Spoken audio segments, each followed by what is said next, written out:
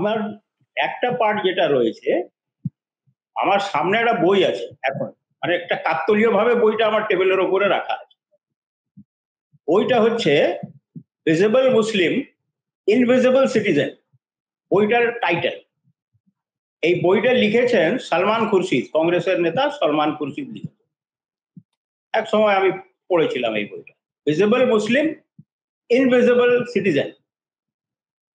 বিহারের প্রেক্ষাপটে ইলেকশনের কনটেক্সটে বলতে পারি যে ভিজিবল মুসলিম, ইনভিজিবল ভোটার।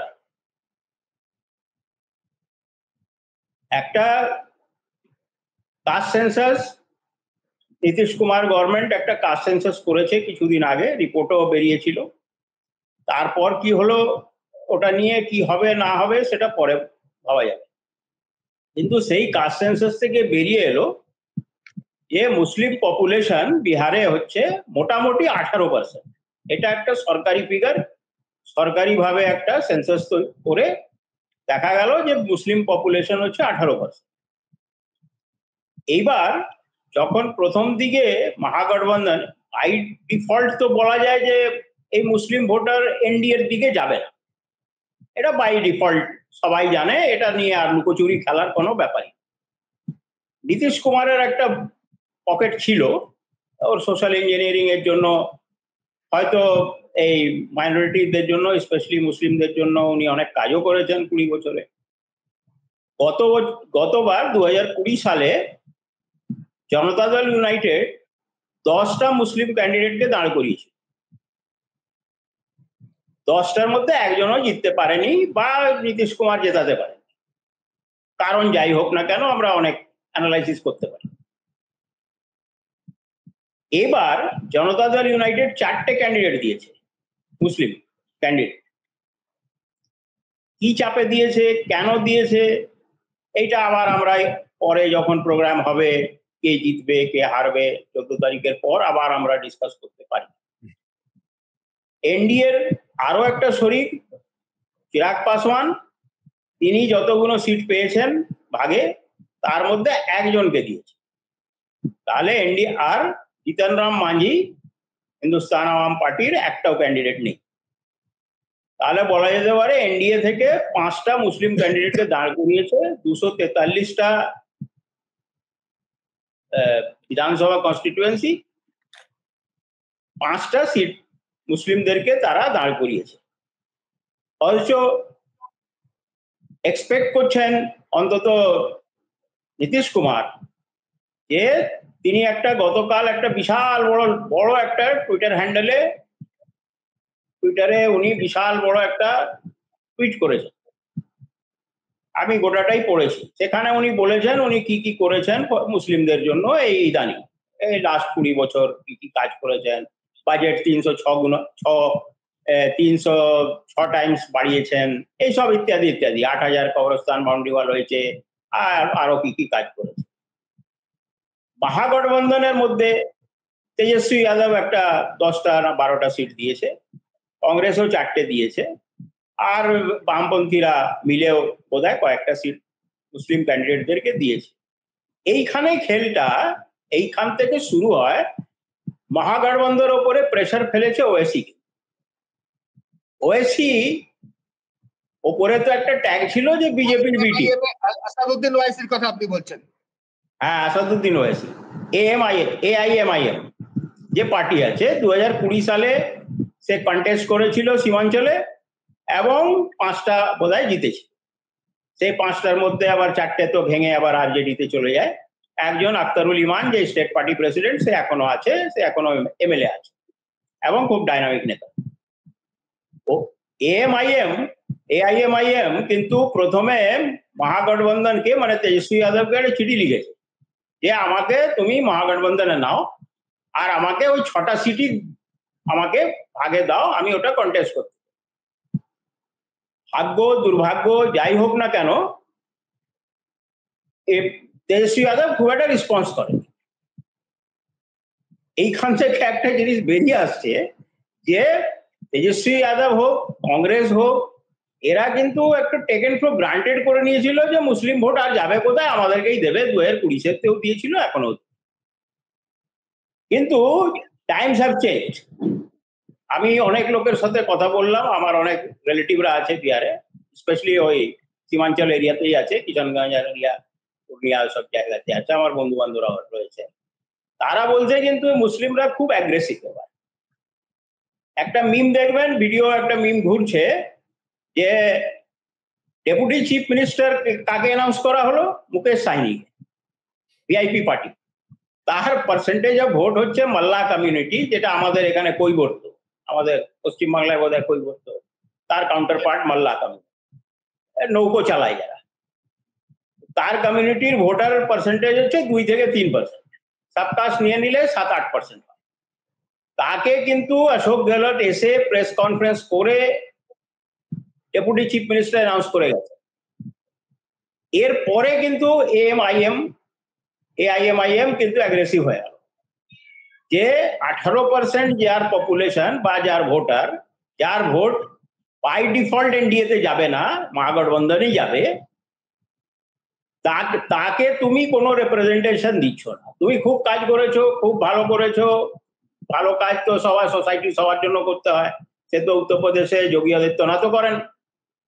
আসল যে জিনিসটা হচ্ছে যে মুসলিম ভোটাররা খুব সচেতন হয়ে গেছে, আর বিহারে 47 কনস্টিটিউয়েন্সি এমন আছে যেখানে মুসলিম ভোটার পার্সেন্টেজ হচ্ছে মোর দেন 25-26%। 47টা কনস্টিটিউয়েন্সি আছে, they can make or break those 47। তো এই জিনিসটাকে বোধহয় মোস্ট প্রবাবলি রাহুল গান্ধী দিল্লি থেকে বুঝতে পেরেছে, 3 দিন আগে বুঝতে পেরেছে। সেই জন্য রাহুল গান্ধী কিন্তু পিকচারে নেই, বিহারে ওকে কোথাও আর দেখবেন না, কিন্তু রাহুল গান্ধী বোধহয় অশোক গেহলটকে তো, অশোক গেহলট তো এমনি এসে নিজে নিজে এসে ল্যান্ড করেনি বিহারে, অশোক গেহলটকে পাঠানো হয়েছে two sort out the matters. তো মুকেশ সাইনিকে যেই ডেপুটি চিফ মিনিস্টার অ্যানাউন্স করা হলো, তারপরে তেজস্বী যাদব বলতে বাধ্য হলেন যে আমরা আরো 2টো ডেপুটি চিফ মিনিস্টার করব, একটা মাইনরিটি কমিউনিটি মানে মুসলিম কমিউনিটি থেকে, আর একটা দলিত। এটা বলতে বাধ্য হয়েছে, কারণ নাহলে ওর খেল 2020 মতন আবার বিগড়ে যেত। মুসলিমরা মধ্যে মনের মধ্যে একটা জিনিস কথা তো চলে আসছে যে পলিটিক্যাল রিপ্রেজেন্টেশন দেওয়ার সময় এই সব পার্টিগুলো আমাদেরকে বঞ্চিত করছে। এই যে যদি চিন্তা একটা 18% ভোটারের মধ্যে যদি চলে আসে, ভেতরে চলে আসে মনের মধ্যে, তাহলে এটা তো মহাগঠবন্ধনের জন্য খুব একটা ভালো সুখবর নয়। মহাগঠবন্ধন একটা রিস্কি গেম খেলে নিয়েছিল। হাউএভার একটু ড্যামেজ কন্ট্রোল অশোক গেহলটকে পাঠিয়ে করা হয়েছে, মুকেশ সাইনিকেও প্লেকেট করা হলো, কারণ মুকেশ সাইনি তো ট্র্যাক রেকর্ড এরকম আছে যে ও বিজেপিতেও ছিল আগে। মুকেশ সাইনির ট্র্যাক রেকর্ড হচ্ছে ও আগে বিজেপিতে ছিল, পরে আবার এই জায়গায় যায়। মুকেশ সাইনির নিয়ে খুব একটা যে খুব ভরসা যে মহাগঠবন্ধনে আছে তাও নয়, কিন্তু যদি খুব থিন মার্জিন হয়, একটু শর্টেজ হয়, you never know Mukesh Saini কোন দিকে যাবে। তো এইসব ঘটতে পারে। সেই জন্য বিহার ইলেকশন আমার মনে হচ্ছে এবার বিহার ইলেকশন খুব ইন্টারেস্টিং হয়েছে। ইন্টারেস্টিং 2-3টে কারণে।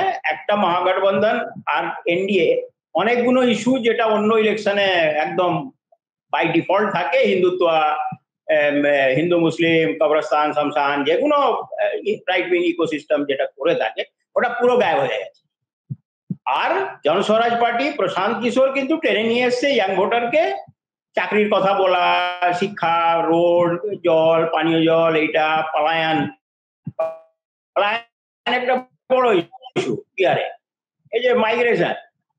তো এই মাইগ্রেশন থেকে, মাইগ্রেশনের ইস্যু জনস্বরাজ পার্টি নিয়ে এসছে, কত কি করতে পারবে জানি না। করলে সুভাষিস দা যেটা বললো, ড্যামেজ করলেও এনডিএ কেই করবে, ও মহাগঠবন্ধনকে ড্যামেজ করতে পারবে না। কারণ প্রশান্ত কিশোর কিন্তু কাস্ট পলিটিক্স করছে না। প্রশান্ত কিশোর ইভেন নিজের নামটাও বলে না পুরোটা, ও হচ্ছে প্রশান্ত কিশোর পান্ডে, কিন্তু কোনোদিন বলে না যে আমি প্রশান্ত কিশোর পান্ডে। ও কাস্ট পলিটিক্স করছেই না। ও যেটা কেজরিওয়াল করেছিল ওই এক্সপেরিমেন্টটাই আবার করছে, যে ইয়াং ভোটারকে টানা on real issues, education, job, migration, এই সব ইস্যুদের ওপরে, যেটা রিয়েল ইস্যু, সব পার্টিকেই বলা উচিত। কিন্তু বিহারে তো কাস্ট পলিটিক্স হয়। তো কাস্ট পলিটিক্সে আমার যেটা অ্যাড করা, সুভাষিস দার অবজারভেশন থেকে আমার যেটা অ্যাড করা হচ্ছে যে 18% মুসলিম ভোটারকে যদি আরো 7 দিন সময় আছে, মোস্ট প্রবাবলি 4 তারিখে ক্যাম্পেইনিং বন্ধ হয়ে যাবে ফর ফার্স্ট ফেজ, তখন আর একটা সপ্তাহ রয়েছে। এই 18%কে যদি মহাগঠবন্ধন প্লেকেট না করতে পারে তাহলে কিন্তু একটু একটু মানে স্লিপারি পিছিয়ে যাচ্ছে মহাগঠবন্ধন। এটা আমার অবজারভেশন। কারণ পিপল আর এখন লোকজন অ্যাজার্ট করতে শুরু করে দিয়েছে যে আমাদের ভাগটা কোথায়, পলিটিক্যাল পাওয়ারটা কোথায়। এইটা এই যে বলাটা, এই বলতে কিন্তু বিহারের লোকজন বলতে শুরু করে দিয়েছে। অনেক লোককে আমি শুনছি বলতে, ইচ অ্যান্ড এভরি লোক সীমাঞ্চলে কিন্তু এই কথাটাই বলছে যে আমরা 6টা সিট চাইলাম, তুমি 6টাও দিলে না, অথচ তোমার 18% ভোট দরকার। তো এই জিনিসটা আমার অ্যাড করার, আমার অবজারভেশন এটা মনে হচ্ছে। আপনি আমাদের যেখানে নিয়ে আসলেন সেটাও আরেকটা পলিটিক্যাল ফান্ডামেন্টাল ডিসকাশনের দিকে নিয়ে যায়, যেটাকে একজন রাজনৈতিক নেতা রাহুল গান্ধী বলেছিলেন হয়তো, যে জিতনে আবাদি উতনে হিস্সেদারি। যতখানি জনসংখ্যায় আমাদের যতখানি প্রতিনিধিত্ব, রাজনৈতিক ক্ষমতার বৃত্তে সেখানেও ততখানি আমাদের অংশীদারিত্ব থাকবে। এটা কিন্তু রাহুল গান্ধী প্রথম বলেননি। এইটা নিশ্চিত করার জন্যই তো আমাদের দেশে যখন সংবিধান প্রণয়ন হচ্ছে, তারপরে যখন আমাদের এখনকার নেতাদের থেকে অনেক বেশি একেবারে কাগজে কলমে ডিগ্রির বিচারেও শিক্ষিত প্রাজ্ঞ নেতারা দেশ শাসন করতেন, তারা তো এই জন্যই সংবিধানের সংরক্ষণের ব্যবস্থা করেছিলেন। পরবর্তীকালে সংরক্ষণ নানা ক্ষেত্রে তার আইনি সুযোগ প্রসারিত হয়েছে, সব জায়গায় তার প্রয়োগ ঠিক মতো হয়নি। কিন্তু হ্যাঁ, জনসংখ্যায় যাদের যতখানি অংশীদারি, তাদের ততখানি শাসন ক্ষমতায়, তাদের ততখানি দায়িত্ব, ততখানি প্রাপ্য, সেটা তারা দাবি করতেই পারেন। এটা তো মিথ্যা নয় যে আমাদের দেশে ধর্ম এবং জাতের ভিত্তিতে মানুষ নিজেকে আইডেন্টিফাই করে।